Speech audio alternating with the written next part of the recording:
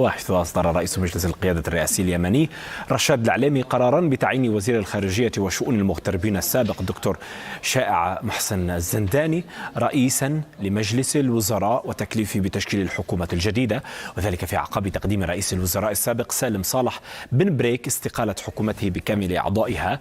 تأتي هذه التغيرات الجذرية في هيكل السلطة التنفيذية ضمن توجهات لإصلاح وتوحيد مؤسسات الدولة في المناطق المحررة، كما سوف تستمر حكومة بن بريك في مهامها كحكومة تصريف أعمال مع وقف كافة صلاحيات التعيين أو الإقالة حتى إعلان التشكيلة الوزارية المرتقبة.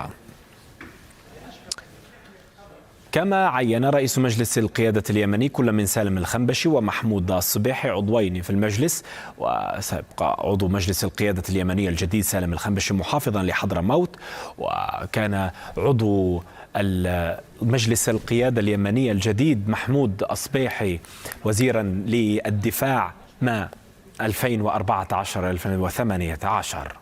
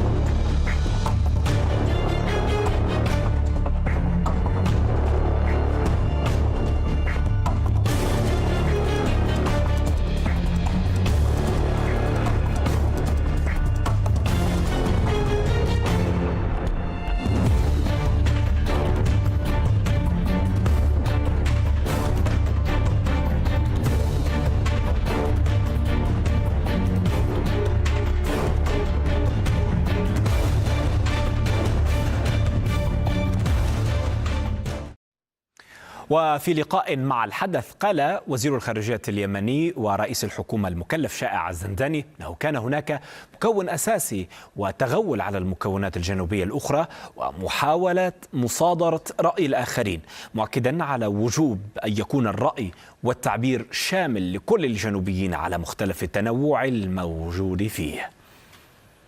وجد مكون أساسي تقريبا كان هناك نوع من التغول على المكونات الأخرى ومحاولة أيضا مصادرة رأي الآخرين. لابد كان من التفكير بأن الجنوب كجغرافيا، الجنوب كهوية أيضا، يجب أن يكون أي تعبير هو شامل لكل الجنوبيين على مختلف التنوع الموجود فيه. ولهذا كان بالتأكيد لو كان هناك تعبير للإرادة الجماعية للجنوبيين ما كنا وصلنا إلى النتائج اللي وصلنا إليها الآن. إقصاء الآخرين هو لا يعبر عن حكمة، وهو أيضا لا يعبر عن استعداد لخدمة القضية.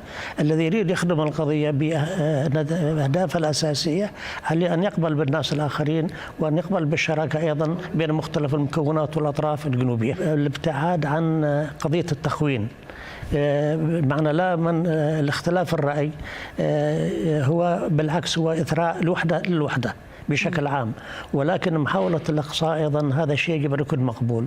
كنا نؤكد أن وحدة الجنوبيين ووحدة الجنوب أيضا وسيخدم في النهاية قضية اليمن بشكل عام. رفضت القيادات الجنوبية التي جاءت من عدن للرياض الادعاءات باحتجازها، وأشادت بما وجدته من ترحيب وحسن ومنذ وصولها للرياض. ودعت القيادات في بيان لها الجنوبيين لعدم الاستماع لدعوات تحرك الشارع لخدمة أجندات خارجية.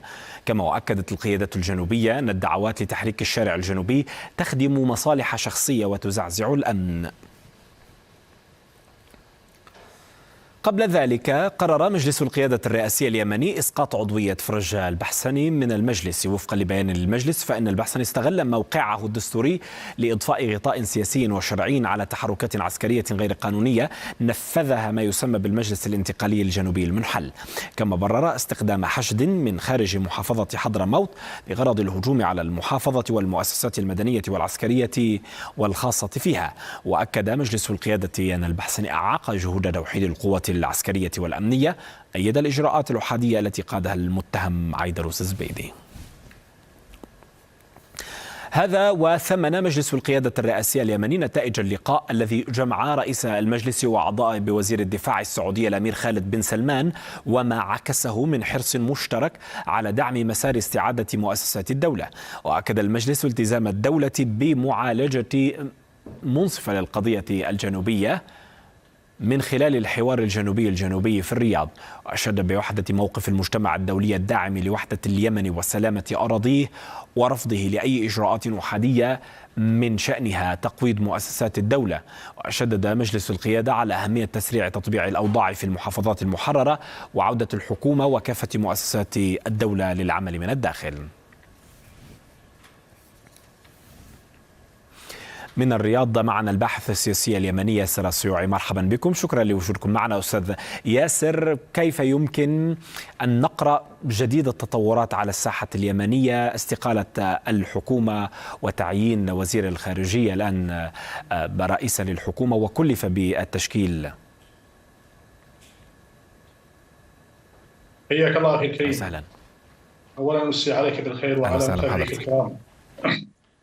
بخصوص القرارات المتسارعة والدقيقة التي تابعناها هذا اليوم من بداية تقديم استقالة رئيس الوزراء الأستاذ سالم بن بريك وتقديم استقالة الحكومة كاملا وقبول ذلك من قبل أعضاء مجلس القيادة الرئاسي، وتعيين اليوم الدكتور معالي دولة الدكتور شائع بن محسن الزنداني، الرجل الذي نعرف عنه ويعرف عنه الكثير أنه رجل مهني ذا كفاءة عالية ودقة رزينة في إدارة المرحلة هذه الأيام، بالذات في هذه المرحلة الحساسة. الكفاءة اليوم حضرت أمام الجميع.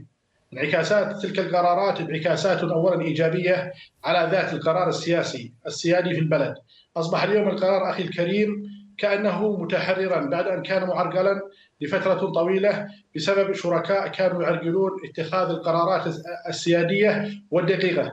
كانت القرارات ربما كانت تشوبه بعض المحاصصات التي لا تمت إلى ذات المهنية وذات الكفاءة بصلة.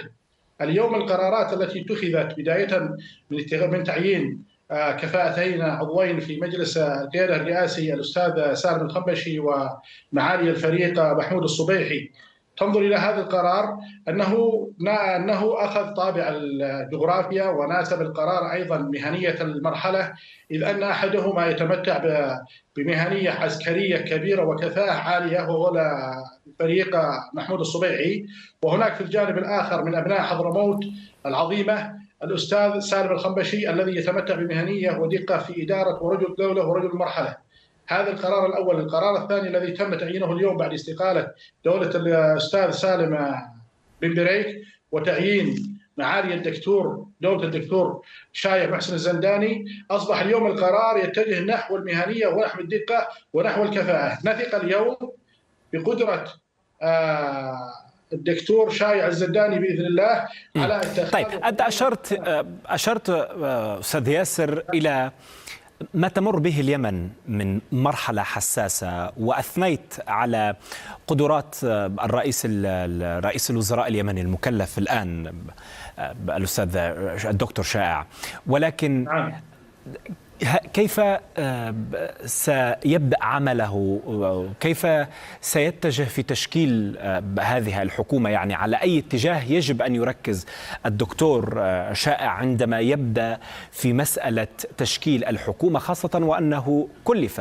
بها الآن؟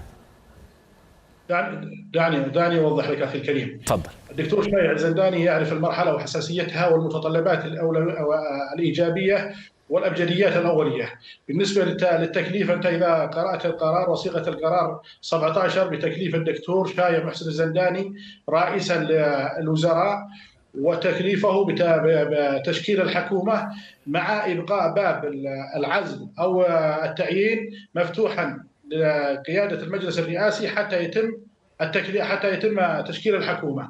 اليوم نرى أنه حضورا للكفاءات، وهذا ما يطلبه الشارع اليمني بأكمله، ويطلبه رجال أبناء اليمن عامة سياسيين. بس أنت يعني أعتقد لم تفهم إلى سؤالي بشكل صحيح. المقصد من سؤالي أي الملفات التي يجب العمل عليها، لأنه نحن في مرحلة مهمة وهناك دعم كبير مقدم الآن من الشقيقة السعودية لليمن ومحاولة تثبيت الأمن والاستقرار. كيف يبدأ الدكتور رئيس الوزراء المكلف الآن، يعني من أي ملف يبدأ العمل؟ لا شك أخي الكريم أن الملف الاقتصادي يعتبر اليوم هو الوجهة الأساسية والمهمة الأساسية التي تتطلب من الحكومة اليمنية أن تجد لها نجاحا كبيرا، ولا سيما وهناك مساندة وفرصة كبيرة قد لا تكرر ولا تعوض، مساندة عظيمة ومشكورة، ومن خلال منبركم الكريم نتوجه بجزيل الشكر والتقدير لإخوتنا الأشقاء قيادة وشعبا في المملكة العربية السعودية على ذلك الدعم المتجدد والمتكرر بكل مصداقية مع أبناء الشعب اليمني. اليوم الدعم الذي نلاحظه والذي أعلن ورأيتموه على منصاتكم وعلى جميع المنصات من قبل القيادة السعودية لأشقائهم في اليمن، هذه مرحلة صعبة وقد تتجاوزها المرحلة بإذن الله، دام هناك دعم سخي من الأشقاء وهناك مهنية في إدارة الملف الاقتصادي. فالملف الاقتصادي يعتبر من الأبجديات التي لابد أن تكون أولا مطروحة أمام الحكومة اليمنية. الملف العسكري أخي الكريم أيضا يعتبر الخطوة الثانية التي لابد أن تصير بتوازيا مع الملف الاقتصادي، ولكن ما أردت أن أوضح لك كثيرا أن المرحلة مرحلة لابد أن تكون تكاملية، وتكون الحكومة اليوم على رأس مهام إيجابية متكاملة لا تستغني دائرة عن دائرة. فالكفاءات لابد أن يكون هناك مثال الكفاءات. نحن ظللنا أخي الكريم لابد أن تعرف ظللنا طيلة العشر السنوات الماضية نعاني من مسألة التعيين بالمحاصصة والتوافقات المكونات السياسية. اليوم الشارع اليمني وجميع الشركاء الحكومة الجمهورية اليمنية والقيادة اليمنية وكل من يؤيد قرارات المجلس الرئاسي ويقف داعما إليه يتمنى أن تكون التعيينات ذات كفاءة ومهنية دقيقة، وهذا ما نعول عليه، ولا سيما وعلى رأس الحكومة اليوم هو الدكتور شايع محسن الزنداني. شكرا جزيلا لك من الرياض الباحث السياسي اليمني الأستاذ ياسر السواعي، شكرا لكم.